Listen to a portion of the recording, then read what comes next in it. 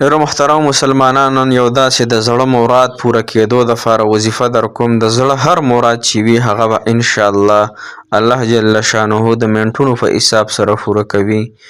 د ګړو په حساب سره به الله جل شانه ستاسو د زړه مراد پوره کوي. محترم مسلمانانو، ځکه وظیفه داسې وظیفه ده چې انتهایی اسانه هم ده او د حضرت کلیم الله علیه السلام وظیفه ده. یعنی حضرت موسی علیه السلام ته چې به کله څه کار مشکل پیش راغلی او غوښته به چې دا دعا مې الله تعالی قبول کړي، دا حاجت مې الله تعالی قبول کړي، نو هغه به صرف اووه فیرې دا کلمه وویله، اووه فیرې، اووه مرتبه، او الله جل شانه به فورا د هغه دعا قبول کړه. نو محترم مسلمانانو، ما او تاسو هم د جناب محمد رسول الله صلی الله علیه وسلم امتیانی او د حضرت موسی علیه السلام زمون هم پیغمبر دی.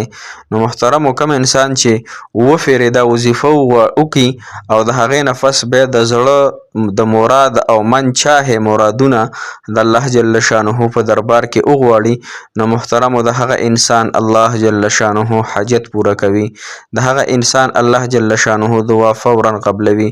لہذا چې د پیغمبر نه یو کلمه ثابت وي محترمو او د هغه په الله تعالی فورا دعا قبلوي، نو ان شاء الله موږ هم د الله جل شانه نه امیدواري او دا یقین کوو چې الله جل شانه زمونږ حاجات هم د حضرت موسی علیه السلام په شان قبول کړي.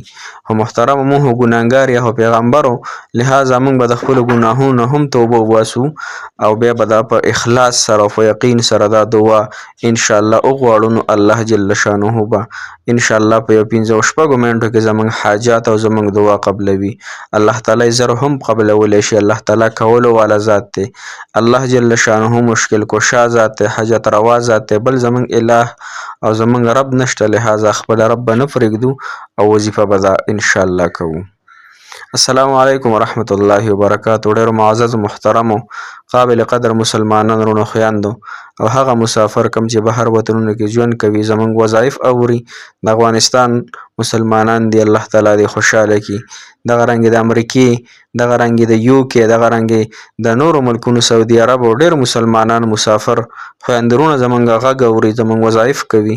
الله جل شانه دې په خپلو کورونو ته په ښکلي انداز سره په ډکو منګلو سره راوستلی کړي، او یا الله چې څوک کم مقصد دپاره زمونږ وظایف کوي، الله جل شانه تی ولا هغه مقصدونه او حاجات پوره کړي.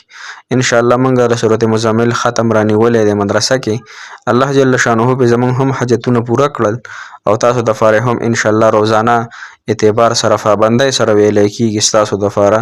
الله جل شانه دې ستاسو په حق کې هم قبول او مقبول وګرځولی کړي. محترم مسلمانانو، چې زمونږ کومه وظیفه ده د من چاهې مرادونو دپاره، د من چاهې څه ته وایي؟ د ټولو مرادونو دپاره. صحیح شوه که نه؟ او دا د حدیث نه ثابته وظیفه ده.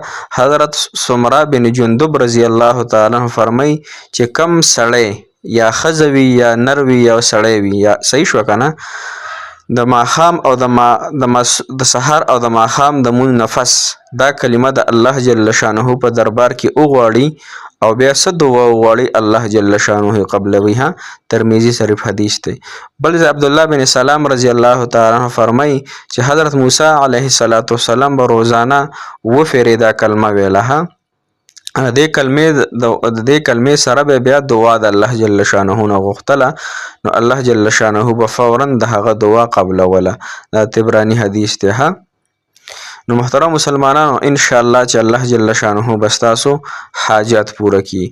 د دې وظیفې معنی هم ډېره بهترینه ده. ای الله زه تا پیدا کړی یم. صحیح شوه؟ معنی دا ده ای الله زه تا پیدا کړی یم او ته ماته هدایت کولو والی، او الله ته ماته رزق راکړې، ها، او ته ماته اوبه راکړې الله، او ته ما یا الله ژوندی کولی هم شي او مړ کولی مې هم شي.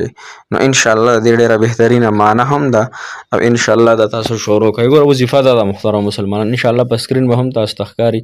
اللهم انت خلقتني وانت تهدني وانت تطعمني وانت تسقني وانت تمیتني وانت تحییني. دغه رنګې محترمو دا ان شاء الله سحر مونځ نفس او د ماښام د مونځ نفس اووه کارته اووه مرتبه پابندۍ سره ان شاء الله شروع کوئ او بیا د الله جل شانه نه خپل د زړه مراد غواړئ.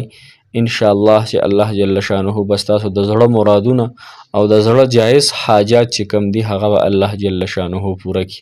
محترم مسلمانانو دې سره سره ان شاء الله تاسو ګناهونه پرېږدئ. موږ ډېر ګناهګاران موږ د دې زمانې خلک د 14مې صدۍ نو لهذا موږ سره نفس او شیطان هم دی. موږ به چې کله هم ګناه لومبی خو به ګناه نه کوو او که چېرې ګناه خطأ یا قصدا عمدن وشي یا د شهوت غلبې د وجې نه وشي نو هغې پسې به فورا بیا د الله جل شانه نه توبه استغفار کوو چې الله دا ګناه رانه شوې دې ګناه په باره کې الله زه تا نه معافي غواړم ته ما معاف کړي. صحیح شوه. نو انشاءالله د ګناهونو نه توبه بله دویمه خبره دا چې 15 وخته مونځ دې وظیفې سره 15 وخته مونځ تاسو پابندۍ سره کوئ. مونځ به نه قضا کوئ.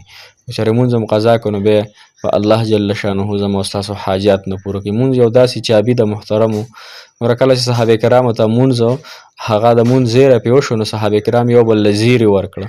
په څه وجه یې ورکړه چې موږ ته د الله جل شانه د خزانو نه براه راست د غوښتلو ذریعه میلاو شوه. که یو انسان وایي چې زما د زر تر زره حاجت پوره شي 2 رکعته صلات حاجت مونځ کوئ د دې نه بهترینه وظیفه بل نشته او بیا پسې دا وظیفه کوئ. انشاءالله العزیز دغه طریقې سره به ستاسو حاجت الله جل شانه پوره کړي. دعاګانې موږ ته هم کوئ موږ تاسو ته کوو. الله تعالی مو د زړه مرادونه زړه